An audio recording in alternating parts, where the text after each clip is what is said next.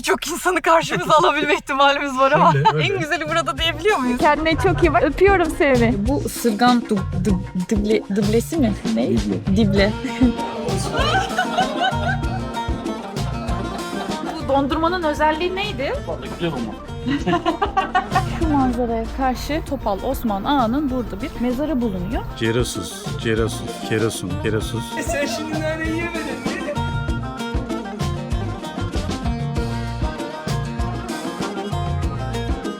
Tek Kadın Tek Motor 81 il Türkiye yolculuğumun yeni bölümüne hoş geldiniz. Ben Saliha. Türkiye'nin 81 ilini motosikletimle tek başıma dağ, taş, dere, tepe, zor, kolay, tehlikeli demeden gezdiğim bir yolculuktayım ve şu anda Giresun'dayım. Girip çıkmak da istemediğim şehirlerden bir tanesi oldu. Çok keyifli geçiyor ve şu anda çok değişik bir yerdeyim.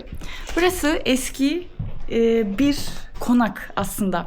Giresun'un bu direkt deniz kenarına yakın olan bu bildiğimiz zeytinlik mevki var ya, tarihi olan zeytinlik mevki. Tam olarak orada Zeytinlik Konağı diye bir uygulama otelinden kalıyorum ve şimdi baktığımda şurası manzaram. Şurası da manzaram. Bir taraf denizi görüyor, bir tarafta kaleyi görüyor. Şimdi etrafa baktığında da aynı zamanda bak, bu evler, etraftaki evler hep böyle aslında tarihi konaklar içeriyor. Şimdi birazdan dışarıya çıkacağız ve onların tarihleriyle alakalı şeyler dinleyeceğiz. Şöyle etrafta da yine öyle çok tatlı bir bahçesi var. Bu arada fark etmişsinizdir diye düşünüyorum. Saçımda bir değişiklik var.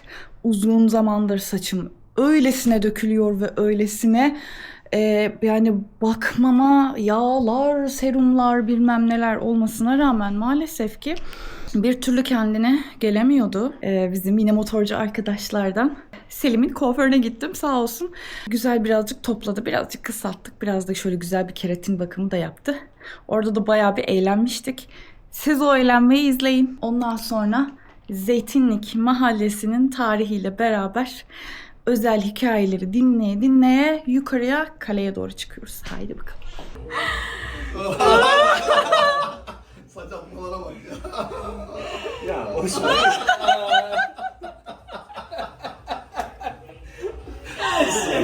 Bütün bak Selim kuaför, tamam mı? Ben ordudayken beni orada bastılar. Sonra dedi ki saçını ben keseceğim diye. O yüzden saçımı ne zamandır bekletiyordum, kesmiyordum. Selim de gelip kestireyim diye. Bir de zamanda Selim bana yazmış. Ben de mesajlarına cevap vermemiş. Şimdi o yüzden onun hırsını Sen şimdi çıkarıyor. naneyi yemedin mi? Sen şimdi naneyi yemedin mi? Saçlarımı hala kesiyor. Hala kısaltıyor. Atışı yok mu ya o saç? Abi hızlı olamadım ya. Beni kurtarın. Orası niye yamuk olmuş? Niye yamuk kalmış? Selim aşk olsun ya. Ben senin mesajlarına cevap verirdim. Rica ederdim. Yani Ben senin WhatsApp'a kaydedeceğim. Ne olur yapma. Ya sen az önce Bak, bu tamam, kadar, gördüm, bu gördüm. kadar yeterli mi dedin? Bu son şovlar neydi? Tamam da hani o da vardı. Ama ben yazdım gel dedim gelmedi. Ben yaptım. sana her cuma hayırlı cumalar yazacakmış. Her sabah günaydın, her akşam iyi geceler. Merak bizi ziyarete Toplu gelirmiş. mesaj yaparsın bu bana. Toplu mesaj hayırlı cumalar. Yolumuz yoldur hayırlı cumalar. Allah'ım. Saçlar gitti. Hiç güleceğimiz yok. Bakalım son hali nasıl Güzel olacak. olmuş, güzel olmuş. Güzel olacak. Ümidimi kırma. Ümidimi Yani bence- kırmayayım mı? Yok kırma. Kırma. Lütfen. Gerçekten yani bu. İleri geri konuştuk yani dedikodundan. Ay çok güzel oldu. Salih uyma lütfen bundan. Kalan saçımı da kesmesin diye. Kardeşim elin güzel nerelere düşürdün ya.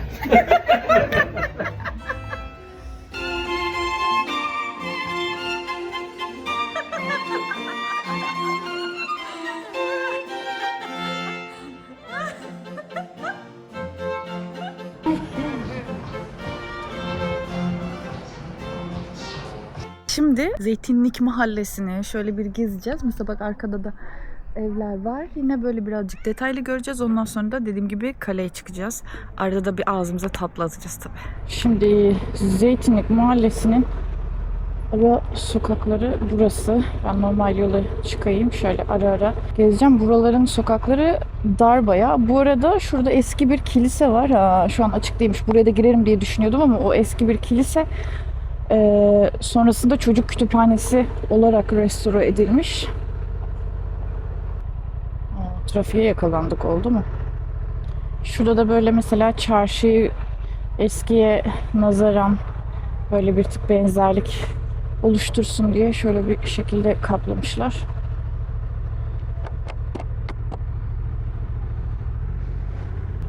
Şuradan aradan geçmeye çalışacağım.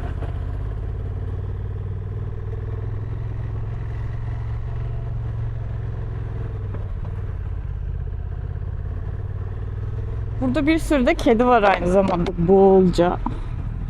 Kedi varsa martı da var. Sokakları dar demiştim. Çıkmaz sokak da olabilir burası bu arada.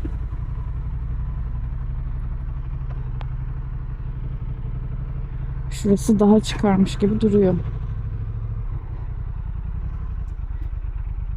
Bak evlere baktığında hep dedim ya, mesela bahçeye giriyorsun, ondan sonra eve giriş var. Hepsinin bir bahçesi var ama eski evler mesela hep böyle bir bahçesinden giriş sağlıyor. Gene ben en saçma yola girdim galiba ama evler çok güzel bu arada. Sıkıntı şu ki benim şeyim abo. Oo. Çok güzel. Bak burası mesela 117 ada 1899 yılında yapılmış. Ya şuranın tarihiyle ilgili konuşmaya başlayamadım anasını ya. İnşallah dönmeye izin verecek kadar yer vardır.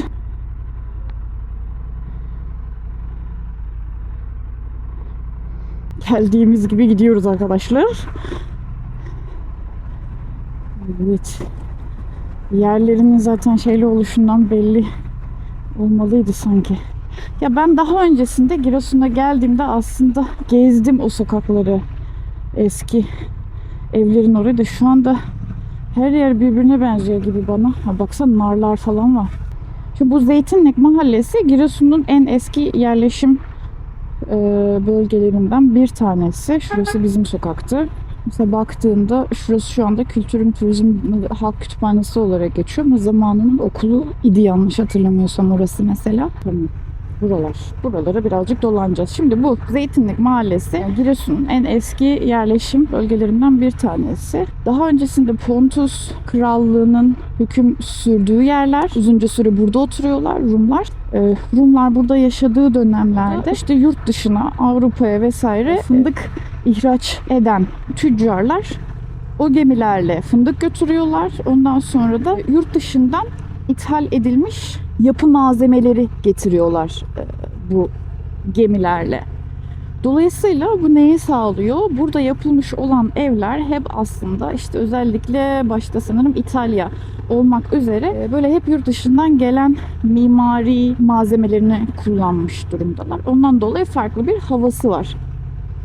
Zamanda Rumlar yaptığı için de buraları kendi mimarilerine yakın olarak yapmışlar tabii ki de. Ben buradan bir yerden geri döneceğim. Çünkü o zeytinlik evleri geride kaldı ama şurayı da görelim. Sonrasında mübadele sırasında işte Osmanlı Rum İmparatorluğunu buradan aldığında mübadeleyle beraber buradaki Rumlar Yunanistan'a gönderiliyor. O taraftaki Türkler de bu tarafa gönderiliyor, Müslümanlar. Buradaki evlere yerleşiyorlar ama burada yerleşen birçok Türk zamanında kendi çok güzel yerler var burada. Zamanında kendi işlerine uygun bir şey yapamadıklarını fark edince burada geneli İstanbul'a gidip oraya yerleşiyorlar. Çok fazla burada kalmamışlar.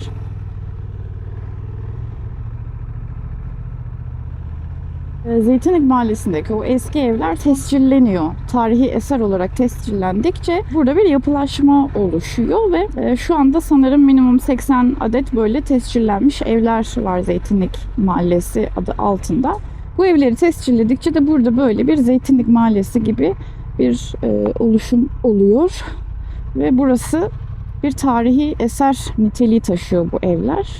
Bu evlerin zamanında eşyalarıyla vesaire tamamen bıraktıkları için burada. Dolayısıyla aynı zamanda içlerinde de onlardan kalma birçok tarihi eser bulunuyor. Yanlış hatırlamıyorsam en çok böyle tarihi eserin çıkarıldığı, bulunduğu ya da hani sağlandığı noktalardan birisi burası. Ve hep yurt dışından gelen parçalarda olduğu için aynı zamanda önem arz ediyor.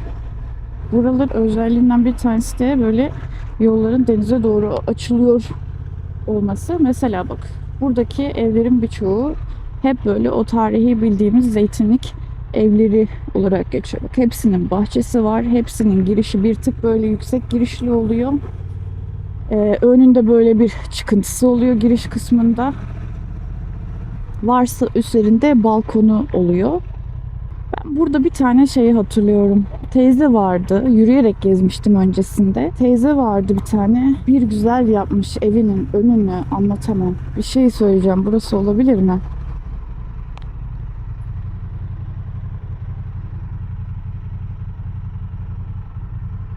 Burası olabilir. O zaman daha da fazla çiçekliydi sanki. Bir selam vereyim istedim de.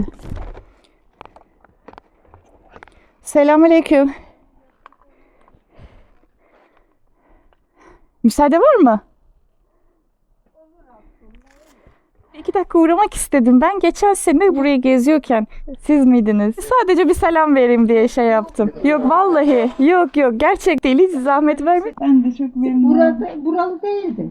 Yok ben İstanbul'dayım normalde. He, değil mi? Aynen. O zaman Giresun'u tanıtmak için gelmiştim ben. Geçen sene Ağustos'ta. Evet. Bir tık daha yaz dönemi olduğu için çiçeklerle öyle bir bezemiştim ki hiç unutmadım burayı. Ay sağ ol be yavrum. Ondan sonra Hatırlanmak da güzel şey. Evet. Senin de Allah işini rast getirsin. Allah razı olsun. Güzel karşılamıştın bizi. Ne Çok demek? selam Biz etmiştik benimle böyle. herkes yani başımın üstünde yeri var. Asya ülkeleri Allah falan geldi. korusun. Allah razı olsun. Rabbim ayağına taş değdirmez. Allah razı olsun. Hemen Dua. kahve yapacağım. Hiç zahmet etmesen. Yok, Ben hiç seni hiç zahmet değil, yaşamam. nasıl olsun? Tamam, orta o zaman. Olur. Vaktini almıyorum ama değil mi? Yok olur mu? Tamam.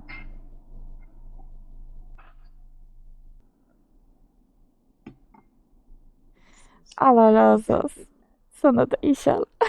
Tamam. Allah'a emanetsin. Görüşürüz. Allah razı olsun. Görüşmek üzere. Kendine çok iyi bak.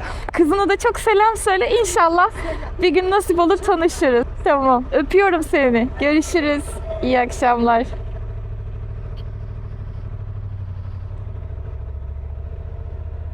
Ay canım yerim ya. Maşallah. Çok tatlı bir insan. Bu ablanın hikayesini anlatayım size. Ben daha önce Giresun'a geldiğimde Giresun'u tanıtmak için gelmiştim. O zaman geldiğimde ya bir de Metin abi vardı. Abim izliyorsan sana çok selam olsun. O anlatıyordu bize buraları. Böyle evinin önünden geçiyorduk. Çok güzel bir şekilde bezemişti, böyle çiçeklerle dolu. Harika bir görüntüsü vardı. O zaman selam vermiştik. O evi çok dikkatimizi çektiği için. Sağ olsun çok da böyle güzel karşılamıştı. Çok tatlı bir muhabbetimiz olmuştu. Oradan aklımda kalmıştı benim o. Şimdi de işte bulur muyum bulmaz mıyım diye evine böyle bakarken öylece bir selamlaşmış olduk. Şimdi Antep diyorum. Giresun'da bu yine meşhur olan yerlerden bir tanesi. Halil Usta diye burada bir dondurmacı var. Metin abi de bu zamanda buraya getirmişti. Önceki geldiğimizde de beğenmiştim Allah için. O yüzden şimdi kaleye çıkmadan dedim bir ağzımızı tatlandıralım. Ondan sonra geçelim. Kaleden sonra tekrardan buraya inmeyebilirim çünkü. Yok buralı değilim. Geçen sene gelmiştim. Tatmıştık da o zamandan aklımda dedim gelmişken tekrardan buradan yiyelim. Bal kaymak, incir ceviz. misiniz Yok değilim. Maraşlıyım aslında yani şöyle bak. Dondurma söz konusu olunca nasıl Maraşlıyım Yakalandı. diyorum var ya. Ben normalde asla Maraşlıyım demem de. Dondurma mevzusu Bakın bal olunca. kaymak vereyim. İncir ceviz fındık vereyim. Aha. Kakao da vereyim. Bir de kokulu üzüm var. Bizim siyah üzümümüz var. Portakal Kokulu atayım. üzümlü var mı şey? Var, var. Aa bak kokulu Siyah. üzüm çok güzel Siyah oluyor burada. üzümden. Gelsen böyle göstersek Tabii, olur mu? Kokulu üzüm burada yedim. Yediniz mi? Enfes bir Ah, tadı var. Tam yine rast geldiniz. Aynen. O zaman şöyle yapalım abi. Dediğin gibi bal Bal kaymak, kaymak, incir ceviz, incir ceviz. kokulu üzüm Kokulu vereyim. üzüm. Az da portakal atayım. Çok Tamam, güzel. o zaman sana Az güveniyorum. da Sana kabam bırakıyorum. kabam yapayım. İsim neydi abicim? Benim Oğuz. Oğuz abi. Bir incir ceviz vereyim. Al dene. Bak dene diye. Hiç bulamazsın böyle. Sizin bu dondurmanın özelliği neydi? Vallahi güzel olmaz. Güzel zaten abim. Burayı böyle meşhur eden Yöresel yapıyorum. Sırganlı yapıyordum bir ara. Onlar da tezona çıktı. Aa, ısırgan mı? Sırganlı, taflanlı. Karaymış. Ataplan mı? Evet, evet. Bak evet. Bu arada bugün yöresel lezzetleri de aynı zamanda yiyeceğiz. O taplanın ne olduğunu orada Aynen, göreceğiz. aynen. Şimdi muhtemelen Karadeniz dışında çok fazla kişi bilmiyor ama Bak şunları taplanın ne olduğunu. yerseniz kokulu üzüm çok şahane. Portakal güzeldir. Onu Hazar Amani de beğenmişti zamanında. Hazar Amani. Kim onu Ahçı. bilir? Ha, çok Gurme. bilmeyebilirim. Aynen dur şunu şöyle. Şimdi kokulu üzüm deniyorum. Bak çekirdek gelebilir. Bu da doğal olduğundan. Evet.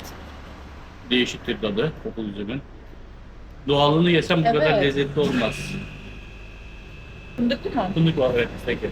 Fındıklı. Portakal parçacıklı. Bal kaymağı kaymağı. denedim. Evet. Çok güzel. O da Parçacıklı. portakal. Biraz yumuşamıştır ama güzel de şu anda. Hepsi O direkt böyle evet. Evet. sıktığında burnuna gelen Evet, kokusuyla aynen, beraber aynen. geliyor tadı. Şey de var, parçaları da var. Evet. Şöyle.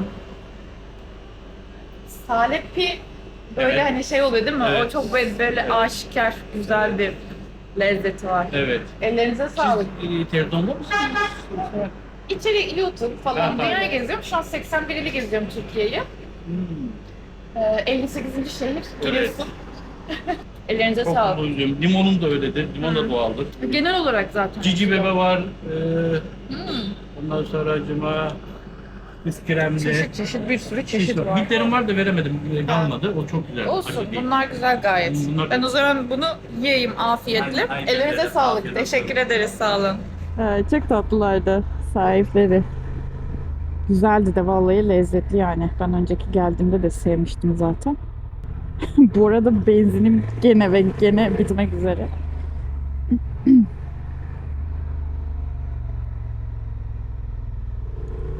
Burası şey... dur. Nereden hatırlarsın? O şeyden Sinan Bey var. Yine buradaki motorcu arkadaşlardan Erhan, Sinan, bu Selim'in kuaförüne gittiğimiz zaman. Hatta bak motoru burada, kendisi de burada muhtemelen. Şurası Gisiyat. Sağ olsun oraya getirmişti. Çok lezzetli yemekleri, çok spesifik, çok güzel ve özel bir yer. Bayıldığım bir yerdi yani. Tekrar geldiğimde tekrar oraya gidilir yani. Kaleye doğru çıkıyoruz. Çünkü hem kaleden manzarayı göstereceğim hem de orada çok önemli bir zatın çocuğum motoru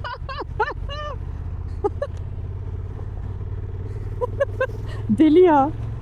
Martılar da az değil. Giresun için çok önemli birisi.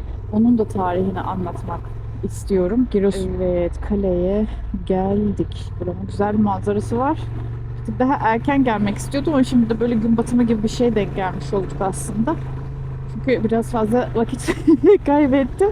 Genel olarak gezerken de sağ olsun arkadaşlar tanıdıkça selam veriyor. Ben de onlarla muhabbet etmeyi seviyorum. Dolayısıyla birazcık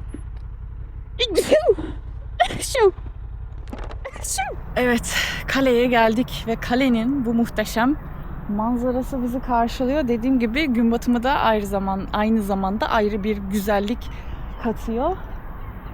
Şu manzaraya karşı bir kale var. Ama aynı zamanda Giresun'un bir halk kahramanının da mezarı var. Burada dediğim gibi Topal Osman Ağa'nın burada bir mezarı bulunuyor. Topal Osman Ağa kimdir? Topal Osman Ağa aslında Giresun için bir halk kahramanı ve Giresun'un çok sevdiği bir insan. Halk kahramanı olmasının en büyük nedeni Birinci Dünya Savaşı'nda burayı ele geçirmeye çalışan Rum ve Ermenilere karşı vermiş olduğu savaştır. Yeteri kadar askeri birlik vesaire olmadığında burada Rum ve Ermeniler ayaklanmaya başladığında ve Türklere karşı burada bir duruş sergilediğinde Topal Osman Ağa buradaki çetelere çok güçlü bir şekilde karşı duruyor. Ve aynı zamanda Giresun'un onlardan temizlenmesinin de en büyük sebebi kendisi. Osman Ağa'ya Topal denmesinin nedeni de Topal Osman Ağa'nın babası güçlü ve zengin, hatırı sayılır insanlardan. Dolayısıyla askerlik çağı geldiğinde Topal Osman Ağa askere gitmemesi için devlete para veriyor. Yüklüce bir para veriyor. Fakat Osman Ağa yine de gönüllü olarak savaşa gidiyor. Ve Balkan Savaşı'nda savaşırken diz kapağından vuruluyor ve bundan dolayı da Topal Osman Ağa deniyor kendisi. Balkan Savaşı'nda ve 1. Dünya Savaşı'nda da yine göstermiş olduğu bu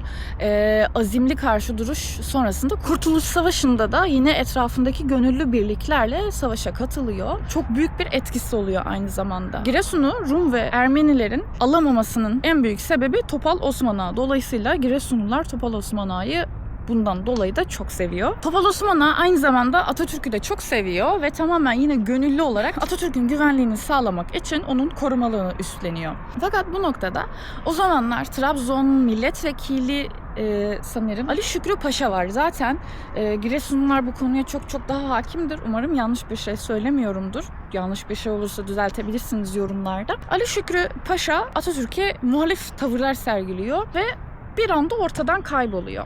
Atatürk'e olan sevgisini de bildikleri için insanlar bunu Ali Osman Ağa'nın yapmış olduğunu ileri sürüyorlar. Dolayısıyla onu suçlamaya başlıyorlar. Hatta bir komplo kurulduğunu, Topal Osman Ağa'nın evinde kanlı bir gömlek bulunuyor o dönemde ve tamamen üzerine yıkılmaya çalışan bir suç unsuru haline geliyor. Bu noktada da Topal Osman Ağa kendisinin suçsuzluğunu anlatmak için Atatürk'le görüşmek istiyor fakat Atatürk görüşmeyi kabul etmiyor. Dolayısıyla kendisi de onunla görüşmek için Ankara'daki Çankaya Köşkü'nü tabiri caizse basıyor. Sadece görüşmek için çünkü Atatürk'ü çok seviyor. Yanlış bir durumda da kalmak istemiyor. Fakat o sırada Atatürk'le görüşemiyor ve o izdiham içerisinde silahlar ateşleniyor ve o sırada da kendisi yaralanıyor ve orada da infaz ediliyor. Yani olay birazcık karışık kısımları da var bunun. Çok fazla açığa çıkamamış noktaları da var. Bu şaibeli olayların ve atılan iftiraların ya da doğruların yanında tek bir şey var.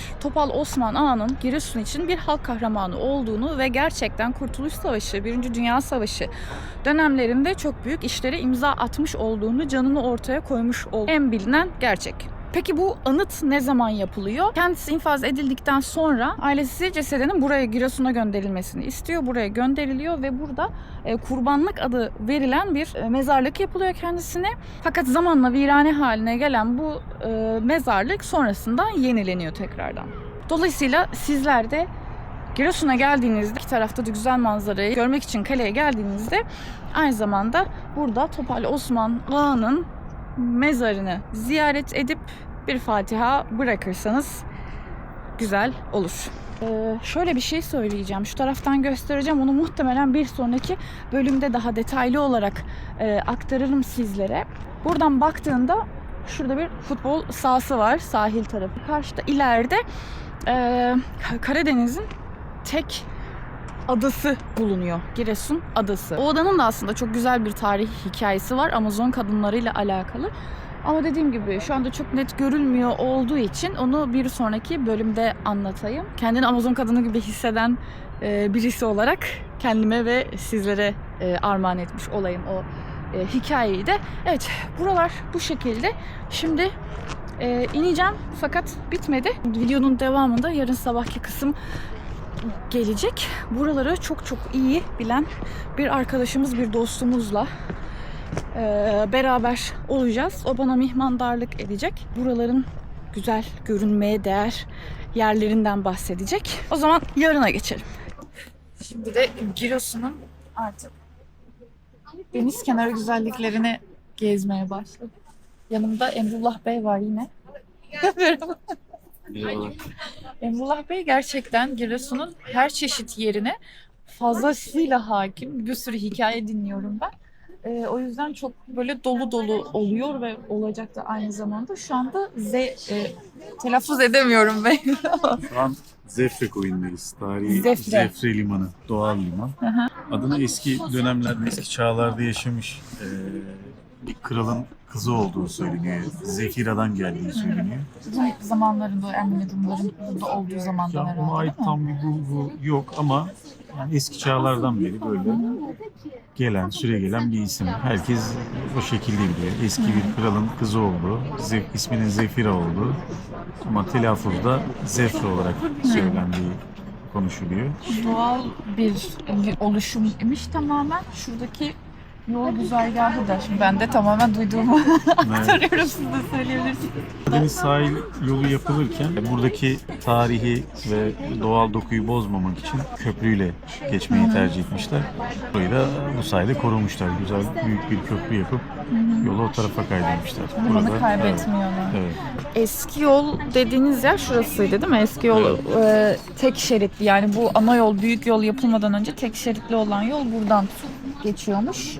Evet. Sonrasında bu yol yapılacağı sırada ilk başta projede hani bu limanı kaybetmemek için köprü yapılmış. Güzel de, aynı şu taraf böyle koy gibi. Aynı zamanda böyle bir çay bahçesi var. Şu tarafta da bir küçük cami var burada. Gülburnu Camii. Böyle bir yer, oturup çay içebileceğiniz hoş bir konumda. Şimdi buradan sonra nereye geçeceğiz? Buradan Tirebolu'ya geçeceğiz. Tirebolu'da Taflanaltı Sokağa gideceğiz. Taflanaltı Sokak'tan Tirebolu tarihi sokakları arasında biraz kaybolacağız. Sonra da yöresel yemeklerden, lezzetlerden yiyeceğiz. Şimdi Tirebolu'ya geldik. Şurada eski, arka tarafta eski İstanbul Oteli imiş. Şu arkadaki restore edilmiş. Şimdi bambaşka bir dünyaya doğru gideceğiz. Bak şimdi. Buradan geldiğinde Renkli Sokağa gidiyoruz. Buranın en çok böyle görülmeye değer, görülmek için gelinen yerlerinden bir tanesi. Geldiğinde şöyle evlerin hepsi rengarenk. Yeri de boyamışlar bu şekilde. Renkli Sokak deniyormuş buraya, değil mi? Taflanaltı Sokak, Renkli Sokak. Tarihi evlerin olduğu güzel bir yerleşke. Evet. Güzel bir çalışma yapmışlar dikkat çekmek için, bu tarihi yeri öne çıkarmak için. Böyle güzel bir destinasyon oluşmuş sonrasında. Evet.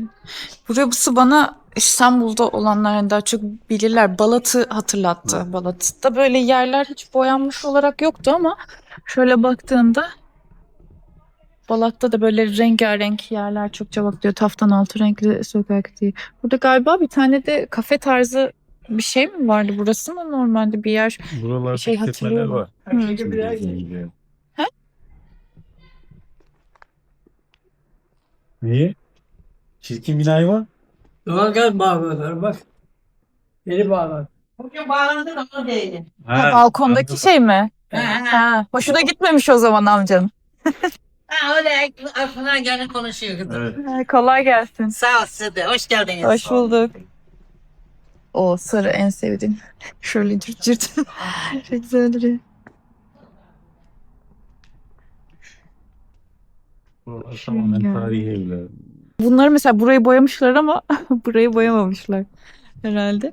Şurada bir fotoğraf çekeyim bir tane de.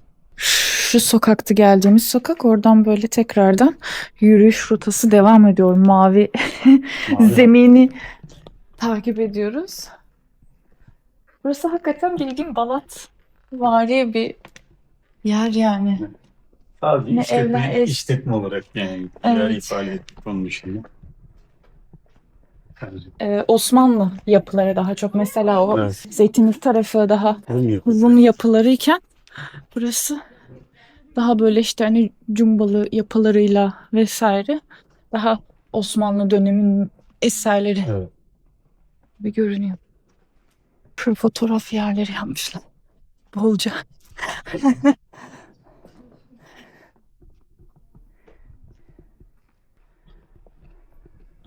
Böyle Tirebolu'nun eski fotoğrafları da varmış. Geçtiğimiz yerde de bir tane vardı. O daha eskiydi. Eski limanının fotoğrafıymış.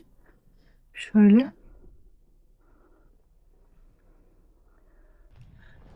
Güzel olmuş. Her şey renklendirmişler.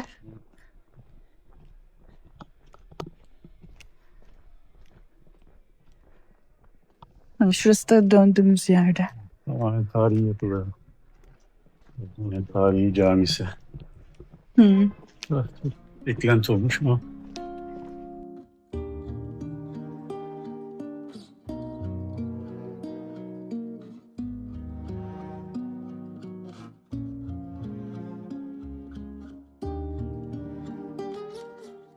Yürüdüğümüz yol Yeniköy Mahallesi. Buranın en eski tarihi caddelerinden. İşte o dönemin, eski dönemlerin ticari hayatı, yerleşim noktası, işte insanların günlük ticaret yaptığı, alışveriş yaptığı bir bölge. Bu hemen Renkli Sokağın zaten çıktığı Evet, yer Renkli oluyor. Sokak'tan çıktığımızda Yeni Mahalle tarafından işte direkt. buralar tabii yükseltili olduğu için bayağı o taraflara doğru merdivenler var. Tabii, evet.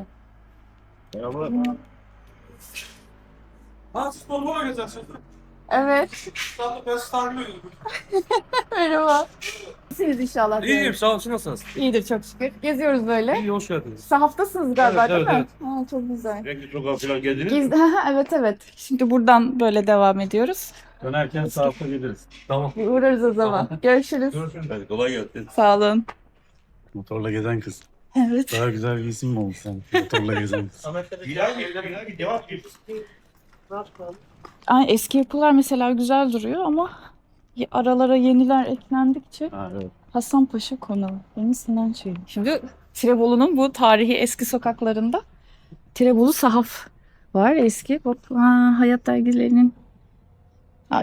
Çok severim. Çok uzun zamandır böyle kitaplarla çok aşırı neşir olamasam da sürekli yolda olmaktan dolayı ama böyle bir tatlılık oldu. Yılmaz Bey'le karşılaştık. Yılmaz Bey demin dedi ki sana motorla gezen kız değil misin diye.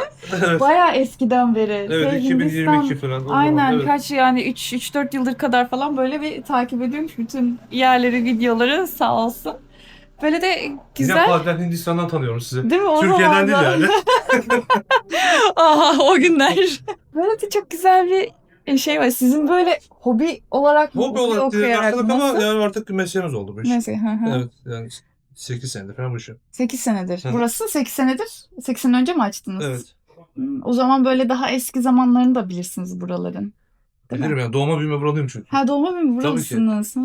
Buralarla alakalı böyle farklı hikayeler vardır. Farklı hikaye derken hikaye çok var ya. Değil mi? Zaman yetmez ondan. Doğru. Aslında bir gün böyle neyse inşallah tekrardan yolum buralara düşer. Gelir burada sohbet etmeye, o hikayeleri dinlemeye gelirim inşallah. İnşallah, bir de. inşallah. Ha, şuraya girince insanın hakikaten böyle o soluduğu kitap kokusu bile başka bir dünyaya itiyor. Bizim evimizde de çok fazla kitap vardı da. Evde bundan daha fazla muhtemelen kitap Gerçekten. vardı. Evet.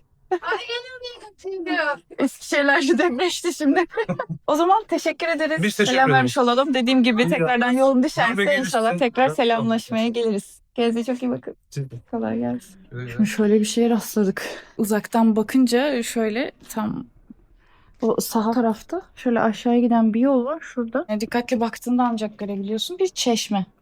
Osmanlı zamanından kalma bir çeşme. Sanırım üstüne belli etmek için bir boya geçilmiş zamanında ama şu anda üzerine duvar yapılmış. Çeşme akmıyor, demin baktık. Zaten şurada içilmez diye yazmışlar.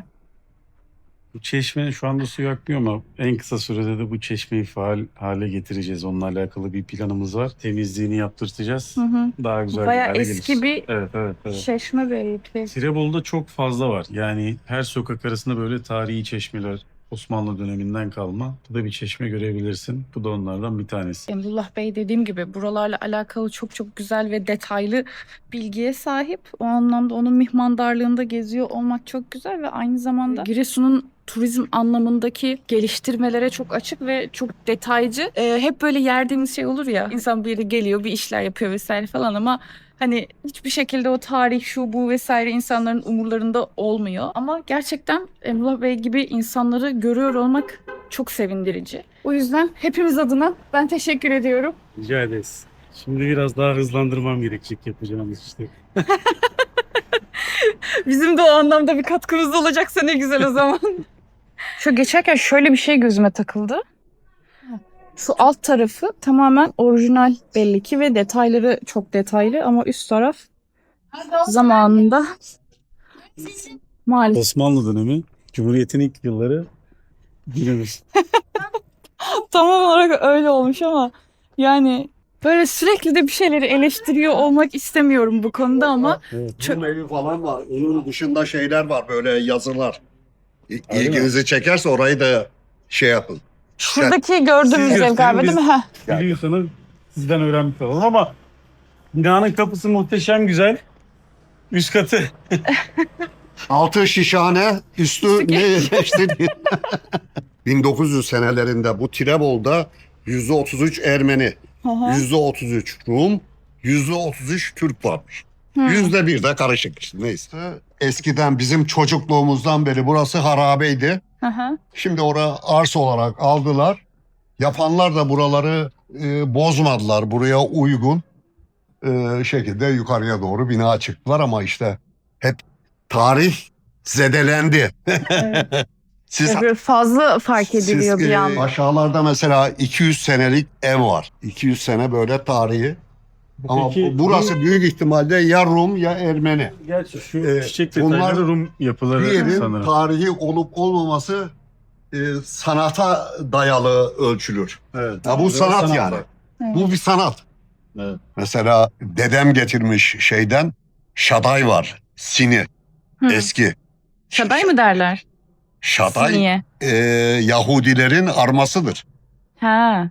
Yani dedem buradan hacca Türk götürüyor. Müslüman orada işte hac vazifesini görüyor. Buraya tekrar dönüyormuş. Oradan da şey getirmiş o sini. Sininin üzerinde şaday var. Yani bunlar da belki şey arma gibi olabilir yani. Buranın aşağı yukarı kaç yıllık gibi bir tarihi vardır? Çok yukarıyı saymazsam burası belki 300 yıl.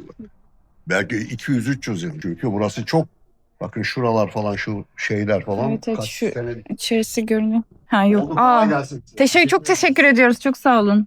Kapatmışlar burayı. Tuğlayla. Muhtemelen içeriği de oda olarak falan kullanmak için. Hani oranın korunuyor olması çok güzel ama nacizane fikrim üstüne çok iyi olmadı. Şimdi geldik Tirebolu Kalesi'ne. Burası direkt hemen sahil, hatta yol o taraftan geçiyor. Bu tarafta kalan sadece Tirebolu Kalesi. Çıkalım. Şurada tırmanış olduğu için ben dedim ki tırmanmayalım yukarıya kadar.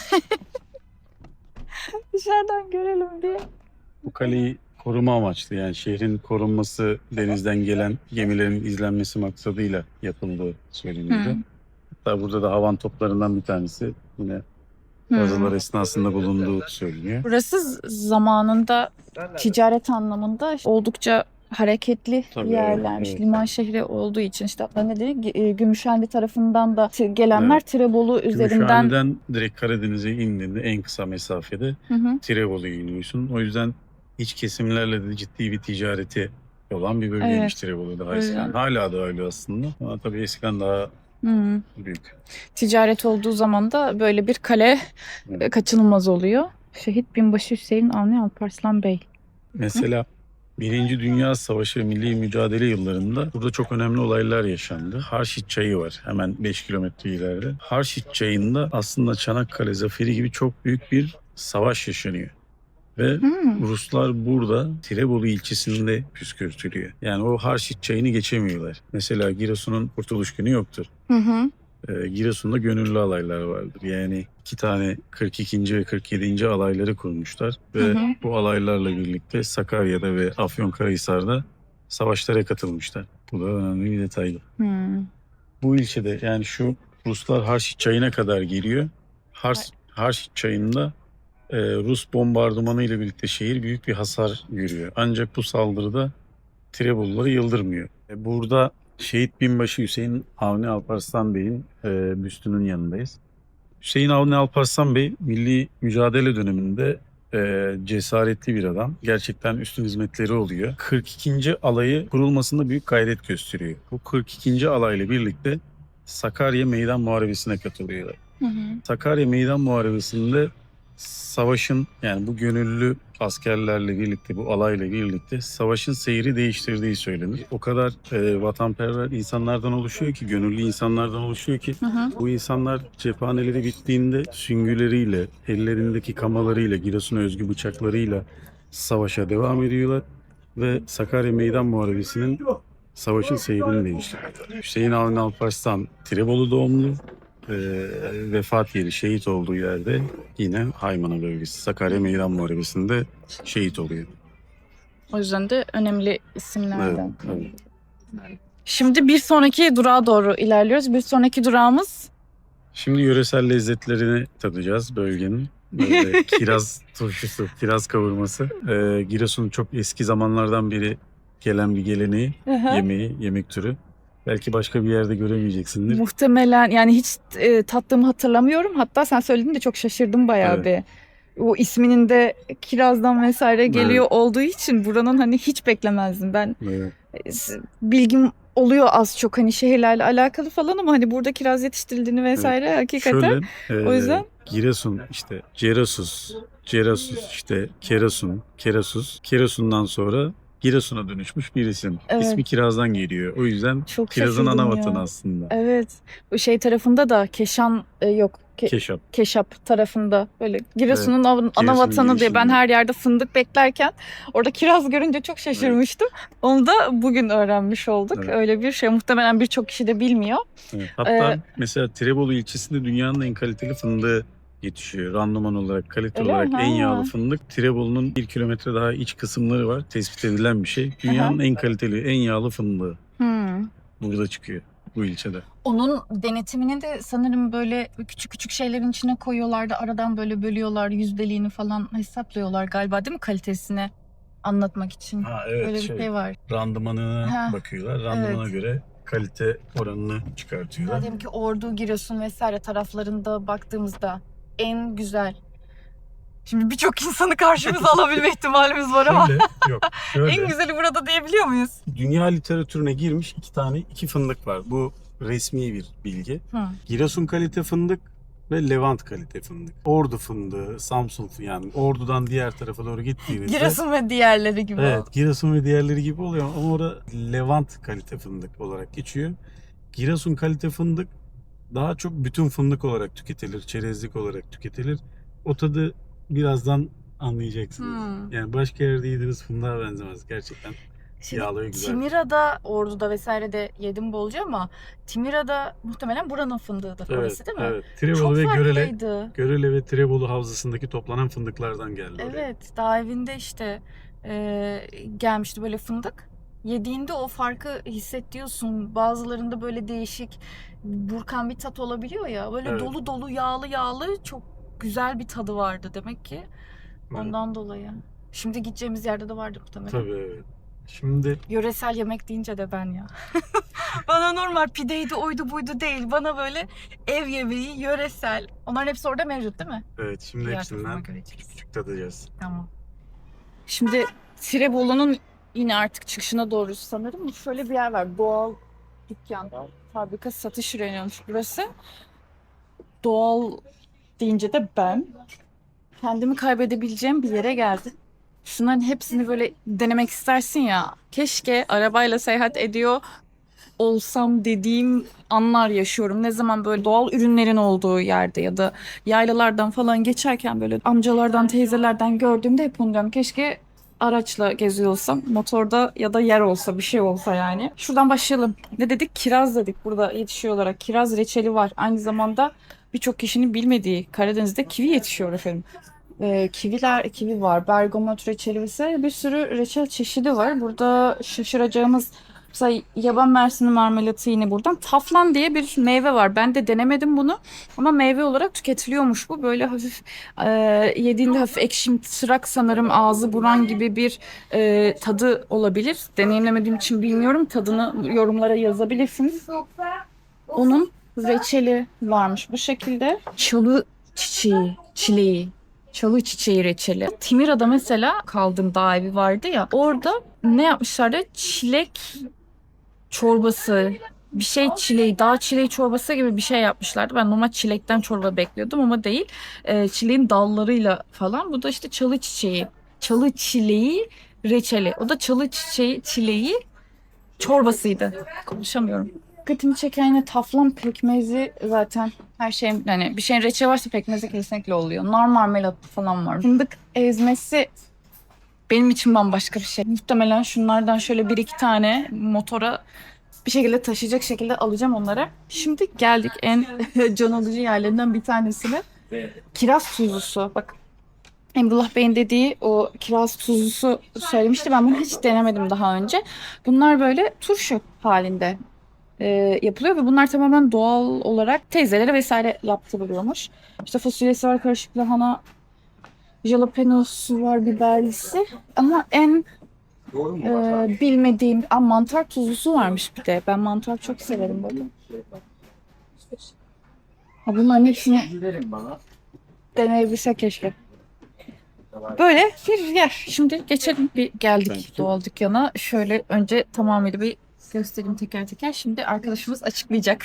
Öncelikle yöresellerimizden başlayalım. Burada fasulye diblen var. Fasulye ve pirinçle yapılıyor.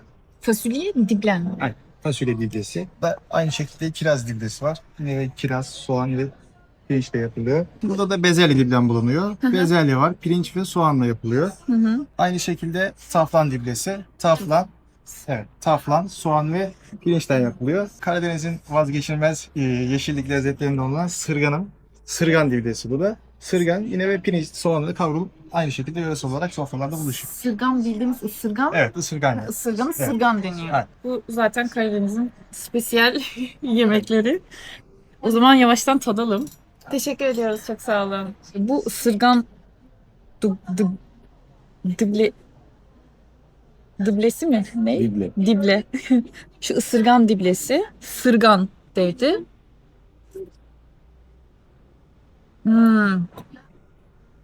Çok güzel. Bak Karadeniz'deki yemeklerde genel olarak hissettiğim şey şu oluyor. Çok sağlıklı. Hani et vesaire yine kullanılıyor. Kavurma vesaire ama genel olarak hep böyle bitki üzerinden gittikleri için sağlıklı besleniyormuşsun gibi bir his var.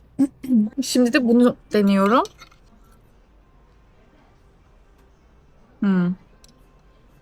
Çok soft. Çok lezzetli. Ben çok seviyorum ya. Bu da taflan diblesi. İşte reçeli, turşusu vesaire olan şey. Zeytinimsi bir tadı var. Zeytin gibi bir tadı var. Şimdi de kiraz diblesini deniyorum.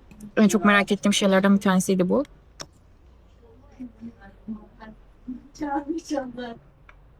Hepsi çok güzel ya. En son olarak da şu fasulye diblesi. Yine aslında fasulyenin çok hafif versiyonunu düşünün. Böyle çok yağlı vesaire olmayan çok hafif bir tadı. İçine birazcık sadece pilav eklenmiş hali gibi. Şimdi şöyle baktığında hepsi aslında vejeteryan mutfağı gibi. Aynı zamanda Karadeniz zaten son zamanlarda özellikle bu vejeteryan mutfağı anlamında bayağı geniş bir vejeteryan mutfağına sahip. Baktığında hem çok lezzetli hem çok sağlıklı hem de çok çeşitli. Hatırlarsanız yolculuğun başında Karadeniz'e doğru geldiğimde Trabzon'da, Rize'de normalde çok fazla yemek yiyen bir insan değilim ama buraya geldiğimde böyle her şeyi denemeye çalışıyordum. Her şeyi böyle devamlı olarak yemek yemeye başladım. İlk yer Karadeniz'di benim. Harika. Şurada da ev yoğurdu var. Yemeklerin geneli aşırı derecede hafif. Böyle çok yağlı değil. Çok keyifli yemesi. Bir sürü yersiz yani öyle söyleyeyim. Bunları zaten bildiğimiz şeyler. Lahana sarması, kuru fasulye, Karadeniz'in fasulyesi çok farklıdır biliyoruz ki. Kavurma ve pilav. O zaman bize afiyet olsun.